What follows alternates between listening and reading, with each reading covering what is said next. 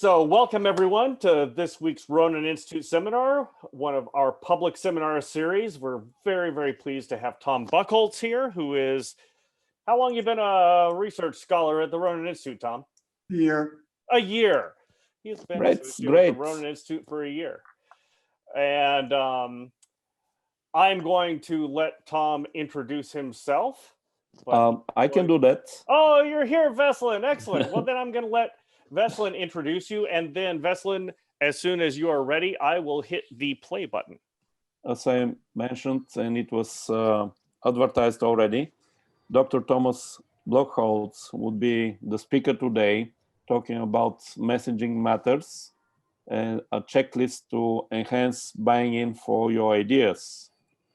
Now, I would like to make a short announcement about upcoming public seminars that would be available. This would be in November 6th, public seminar on biolinguistics and language evolution by Kate Say. And those of you who are from the public side, you can register on this link. With this, there is also information about upcoming seminars and information about the Institute. However, I would like to go back saying a few words about our speaker today.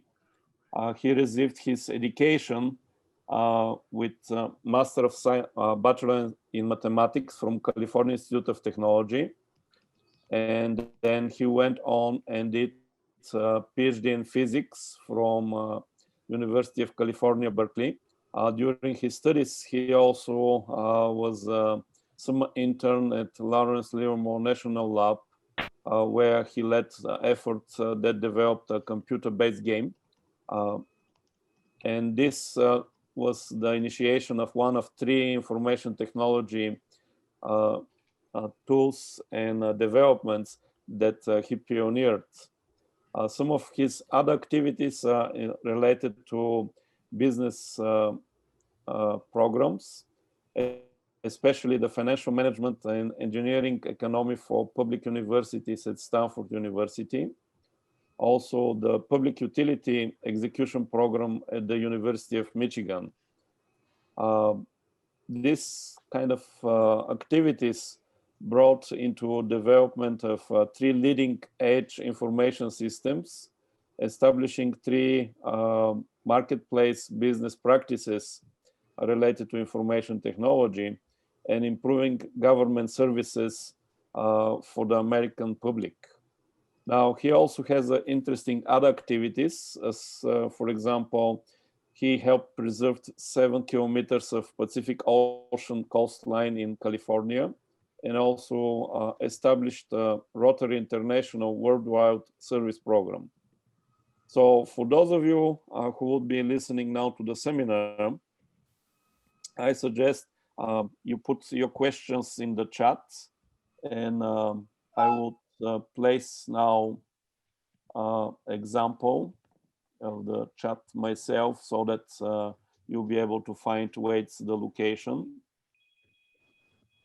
So here, feel free to post your questions, and I will start the YouTube that is pre-recorded, and Tom would be answering any of your questions live while we are playing the YouTube. Yeah, back it up to 0 though. With this, I'll start, and welcome Tom Buckholtz. Hi, I'm Tom Buckholtz. Thank you for attending this seminar, Messaging Matters, a checklist to enhance buy-in for your ideas. Actually, you can use the checklist not only to enhance marketing and messaging, but also to reflect on and hopefully capture opportunities throughout your business and personal life. During this seminar, I will introduce aspects of checklists, introduce myself, provide examples of work that I've participated in, discuss one main checklist, reinterpret the examples using the checklist, allude to other checklists and various uses of checklists, and hopefully help you create a wide range of opportunities for you to think well and do great. Regarding my work, people invited me into high potential situations. Together, we created more than people expected within businesses, in government, in research and development, for the environment, and for society. I've worked with large and small enterprises in more than a dozen fields. My experience includes working with small startups and leading a $1 billion per year in revenue, 2,000-person business unit. My checklists reflect hopefully useful experience and perspective that I have gained from such activities. Perhaps you saw the introductory video for this seminar. There, I developed a checklist about messaging. I suggested that if you're trying to enthuse a client about an opportunity that you present, your client needs to know of the opportunity, but that's not enough. Your client needs to think about the opportunity, but that's not enough. You want the client to go for the opportunity.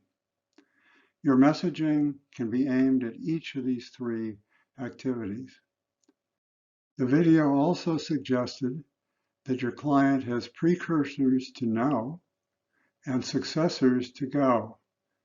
You may also want to address those opportunities. Here are the 4 examples that I'll introduce momentarily. Later, we'll come back and work with the examples and the main checklist underlying this seminar. One example involves the foci for a company-wide grassroots innovation program. Another example involves the mission statement and other aspects of a large business unit. Another involves leading a meeting, and another is close to the theme for the seminar. This one is help your customer buy your product. In 1982, people in the computer department of an energy utility recognized that personal computing was likely to become very useful throughout business. They weren't quite sure what the utility should do, but they did hire me to catalyze some sort of program throughout the company. It turned out that would be a grassroots innovation program. After I'd been there for a while, I realized it was time to do more messaging about what the program might be. And I also realized that too many of the conversations that I was involved in seemed to stay with, maybe end with, the topic of technology. I developed a 5-word slide that I used originally for talks inside the company, and then eventually for talks outside the company also. I would explain that important in this project were results for the company, customers, and employees, human infrastructure, that's people, learning, teamwork, sharing, innovation, and indeed technology, but technology is perhaps third on the list. In 1989, I became a presidential administration appointee in the United States federal government. I served as a commissioner in the United States General Services Administration. The group that I led included 100 people, who, along with perhaps a half dozen people in the Office of Management and Budget, provided the Chief Information Officer function for the 4 million person executive branch of the federal government. Another part of my group was a 2,000 person, $1 billion a year in revenue business unit. We sold information related services, telecommunications services, and information technology professional services, in this case, all 3 branches of government. When I got there, GSA was just coming out of an era of strategic and tactical planning. I, in effect, inherited a draft mission statement, strategic plan, and tactical plan for my group, which, by the way, had more functions than the ones I just mentioned. I looked at the mission statement. The theme was something like fostering an information-rich environment for perhaps 4 million people throughout the federal government. I liked the idea of information. That certainly was better than quality products and services. But within a few seconds, my mind went from information rich to information overload. I knew there might be a problem. I knew there was not time to send this back into the group for work, so I decided to work on this myself. I developed a mission statement around a theme that I called information proficiency, or the effective use of information.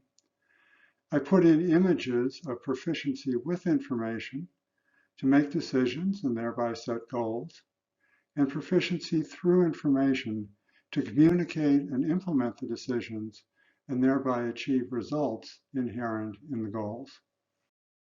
After my federal service, my wife and I moved back to the San Francisco Bay Area and settled in Silicon Valley. I've done a variety of things here. Some of that has been coaching for startups, and I recall serving on an advisory board for one software-related startup. The CEO founder decided that he had taken the company about as far as he could. He hired somebody else to be the new CEO. That person had had a track record of building a successful startup. I realized that the new CEO was good at introducing topics for meeting segments, but that the conversations tended to drift thereafter. So I gave him some coaching about what else he could do to help steer meeting segments. While I was working with the energy utility, I realized how difficult it can actually be to buy a product. We could agree with the vendor about what we were going to get, how much we were going to pay for it, and roughly how long after signing a contract it would be before we received the products or services. Unfortunately, it would then take months to negotiate a contract. I realized that I might be able to do something about this. I catalyzed on behalf of the company a speech for myself to a monthly sales and marketing breakfast unit for the American Electronics Association group in Silicon Valley. I entitled the talk, "Help Your Customer Buy Your Product." My hope was to catalyze some sort of working group so that people could help each other become better at selling products and services. Well, how can we generalize from those examples and build a checklist? One generalization is to think about endeavors, and when people do so, often the description becomes something like entities do things. And I think that by now you can recognize that there's something very important that's missing in this generalization. In case you need a hint, here's an idea that I distilled from the caption in a cartoon. It basically boiled down to the idea management outsourced brainstorming. So here's a checklist for thinking about, reflecting on, and improving an endeavor. One wants to do great. In order to do so, one needs to think well. And in order to think well and do great, one needs to be apt. That's people, it's data, it's energy, it's computer systems, it's office space, it's all the infrastructure that you need in order to think well and do great. Let's build the main checklist for this seminar. I call the checklist State Progress.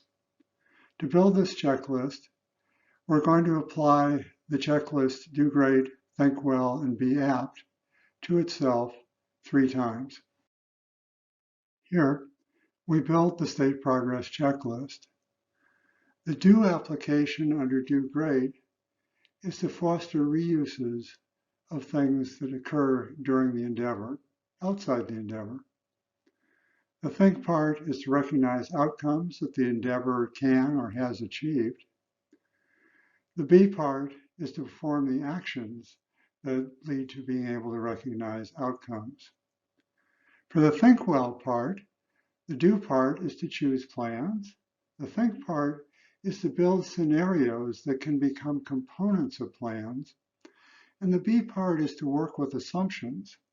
And sometimes those assumptions are ones you can recognize, sometimes they're subconscious and will never be recognized. For be apt, the do part is teamwork and guiding interactions that can do all the stuff above. The think part is for people to motivate them, to help them motivate themselves. And the be part involves all of those resources that we mentioned before. The graphic suggests a few things. Number one, there's more value for things higher up on this chart very often than there is for things below that. So results add going up the chart. Another idea is that every once in a while you might want to stop and plan downward.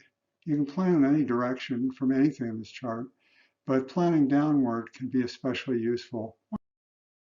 Here is the state progress checklist. I've extracted the nouns from the typical activities and turned them into themes.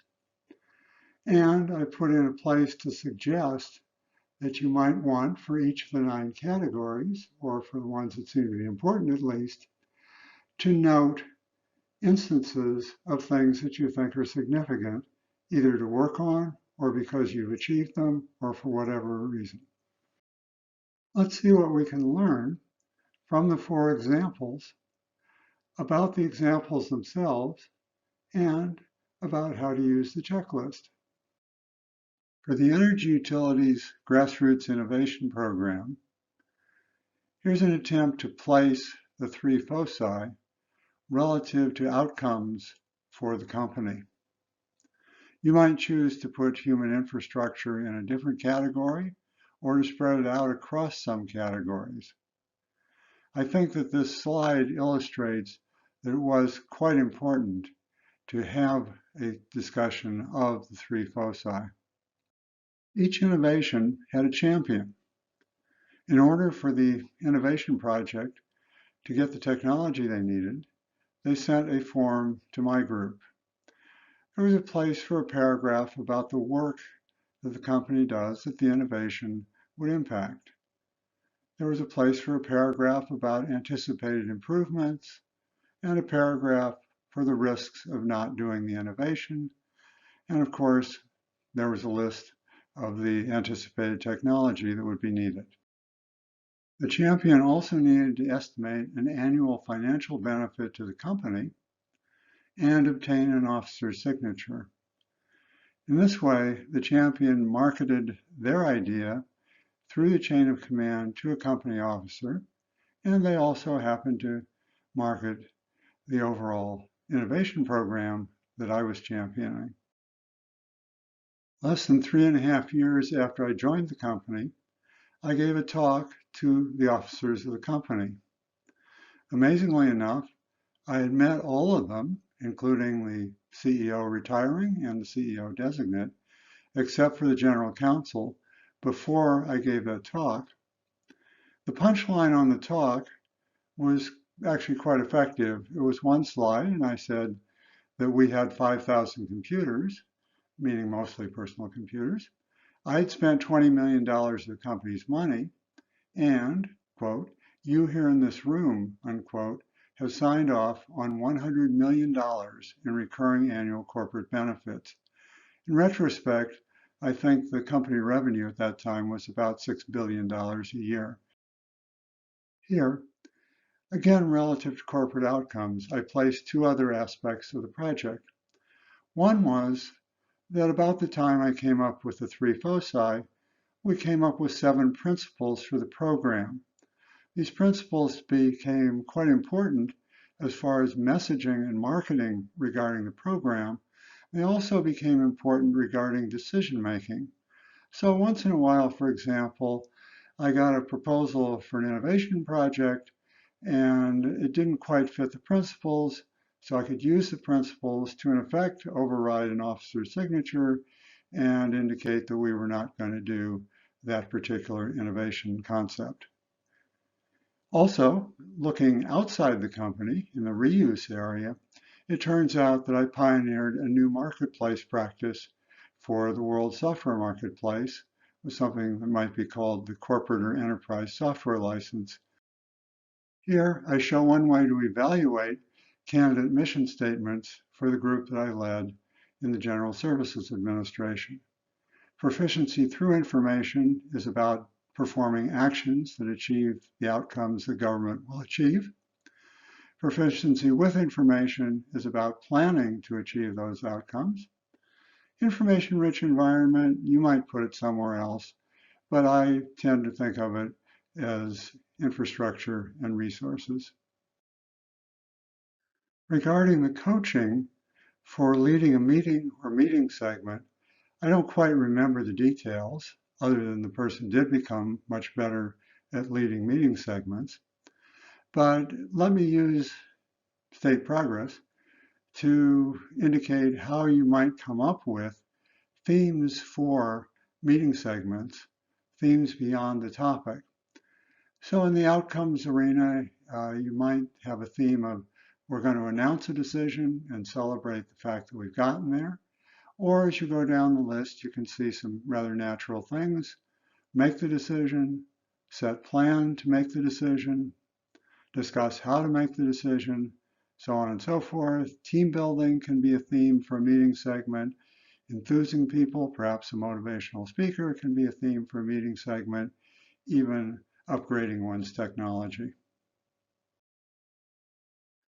Regarding your marketing your idea to a prospective client, early in this talk I suggested that there were successors to go and predecessors to know.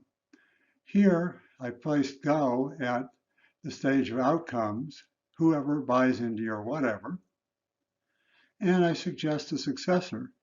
There's a lot more that can happen after they actually buy into your idea. For example, you and they can work together to implement their needs based on your product or service. You can market each other's successes and so on and so forth. And I think if you look farther down the list, you can see a lot of predecessors to the stage of no. For example, if you have a really new idea that people aren't really expecting, then in fact you may have to help them in terms of the resources, motivations, and interactions to even assemble a team that could consider your idea. You might want to use state progress to reflect on and maybe even change the products and services that you offer. You might think of a client. You might think of that client recognizing that it achieves something meaningful for itself, and then use the checklist to place the value added by your products and services. Then you can look and say, do I want to move the products and services somewhat upscale or downscale, or am I happy with where they are now? Let me offer some thoughts about telecommunications and computing. Telecommunications early on was just about connecting things together and sending messages. I'd suggest that it fit in the resources category. Early on, computer systems became attempts to move upscale, so they were vertical as opposed to horizontal, but they tended to evolve in rather narrow niches and silos. For your own products and services, you might want not only to place them on a scale such as this, but also to think about the extent to which they are becoming commodity, low margin products and services. And maybe moving upscale would help keep them as higher margin and higher value added. Perhaps you're recognizing that state progress has many uses, and that in general, you can use it to think well and do great.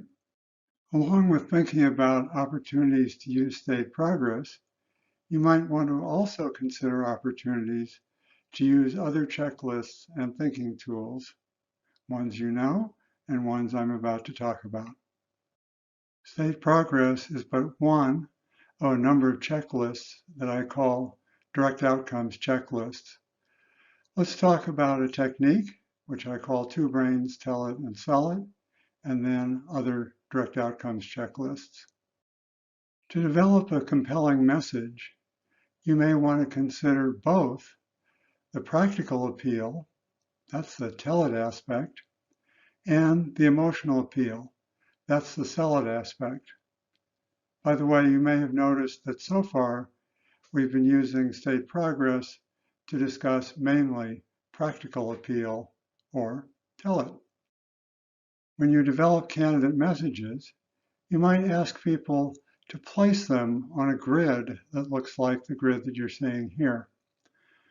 Ideally, you might want to have a message that ranks very high on practical appeal. That's the very positive right side of the array. And you might want to have a message that ranks closer to sizzles than fizzles. That means high up on the array. There are 11 direct outcomes checklists. For each checklist, I chose one of the many questions that it can help resolve about an endeavor. Then I ranked the questions using state progress and developed the slide that you see here. For example, if you want to ask the question, to what extent does an endeavor appropriately coordinate with other endeavors, you might want to consult the checklist state synergies. Or for declaring value for constituents, you might want to reflect using the checklist state impact. Progress toward creating value, well, there's state progress. Or maybe you're interested in the use of information, you might want to try state assumptions first. In any event, all the questions are good. All the checklists are good for essentially all the questions, but this is a good way to think about things and get started. And in fact, you may find that the 11 questions are a really meaningful checklist in themselves about an endeavor. I've developed a variety of items about direct outcomes. You might want to search for them on the web using Buckholtz direct outcomes. If you're viewing this seminar as part of a scheduled presentation, it's just about time for discussion. In any event, I hope that someday you will tell me about successes you have catalyzed based on what you learned during this seminar.